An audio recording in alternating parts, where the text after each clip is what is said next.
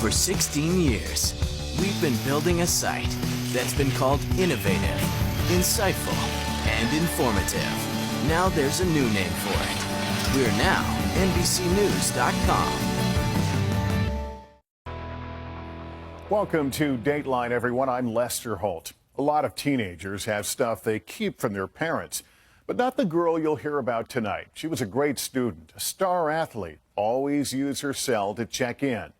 But when she disappeared, something sinister at the local high school was uncovered, and an entire town would wonder what some other good kids had really been up to. Here's Keith Morrison. He waves at you from miles. The big neon cowboy. Wendover Will is what they call him, and his job these last 60 years has been to tempt travelers off Interstate 80 here at the Utah-Nevada border. Pull them off the road to this tiny, bright cache of high desert casino commerce. And most leave again a little lighter in the wallet. And knowing precious little about the stories West Wendover loves to tell, about the racers who come here to break speed records at the nearby Bonneville Flats. About the local air base from which the Enola Gay took off for Hiroshima.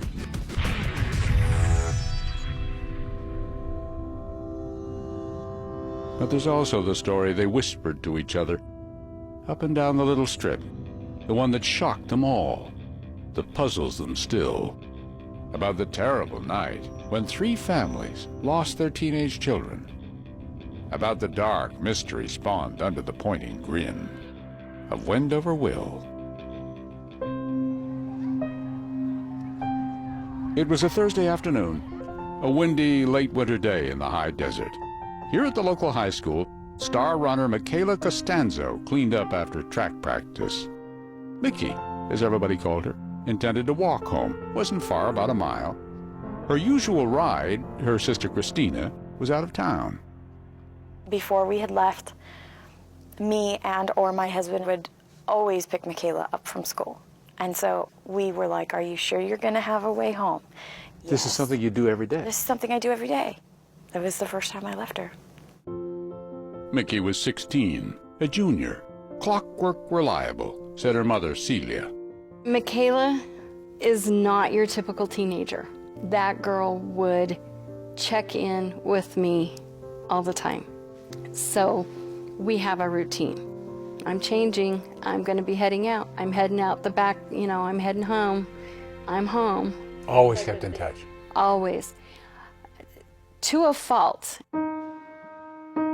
As the sun began to set, Celia was still working at one of the local casinos, expecting Mickey's usual check-in call. She did not call me to tell me track practice was over and she was getting ready. She didn't call me to tell me she was walking home. And so I started calling her phone. And it rang and rang and rang the first time. And then I called it right back because that was unusual. And it was like you hit the ignore button. This is so not her. So now Celia called Christina 400 miles away in Las Vegas to see if she had heard from Mickey. And I said, Mom, she's probably at practice. And she says, no, practice, they ended and she's not home. And I said, calm down, you're probably just missing her. Christina tried calling Mickey too. No answer. And I'm thinking, maybe for the first time in her life, she's being a normal teenager. Mickey was the youngest of Celia's 3 girls. She was a star student and athlete, mature beyond her years.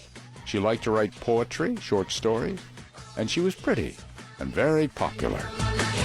She was the one out of all 3 of us girls that I say was just going down the path you would want any child to go down. She was doing it the right way, stereotypically. Bright, talented, good-looking, the trifecta. Yes, she had it all. One of those special kids, said Celia. Born happy. She was always positive. She just had a different approach to life. She found the good in everything and everybody. A depressive personality she was not. No. Oh, no. Not at all. Oh, and one more thing. Mickey and DJ, her middle sister, were inseparable. I'd consider us twins. Everything we did, we had to be together. If we weren't at the same place, we always had to know where the other was at all times. But now nobody seemed to know where Mickey was. It was getting dark in the desert, dark and cold. Celia bolted out of work early and rushed home, hoping to spot Mickey on the way, or find her at the apartment. But only DJ was there. And my mom came in. She said, "Mickey's not here. Where is she? Because this isn't funny." So I immediately went out and searched for her. Called her friends, called my friends. "If you hear from Mickey, you need to tell me." Word spread fast across West Wendover. By the time I had already called the police, there was already over 80 people starting to look. The police asked me, "Did you check with this one?" And all of her friends, "Did you go any place that she would go?" I'm like, "Yes," and they're all panicked and they're all out looking and everything. So they immediately knew something was wrong. The tiny West Wendover Police Department jumped on the case right away. Veteran Detective Donald Burnham was in charge. There's no point in waiting. The longer you wait, the bigger problem you have, and the harder it's going to be to find them. Hours now since Mickey was due home. Scared, upset, panic, worry, because it was dark now and it was cold and she had no jacket, and in the bottom of my heart I knew something was really, really wrong. And you're trying to tell yourself, no, it can't be. Yeah. Then the police had an idea. Maybe Mickey's cell phone, the one she always used to keep in touch, would give them a clue. So they checked her most recent calls, and there it was, one particular number that kept popping up just before Mickey disappeared. 10 digits. Would they lead detectives to Mickey Costanzo? Or something else altogether?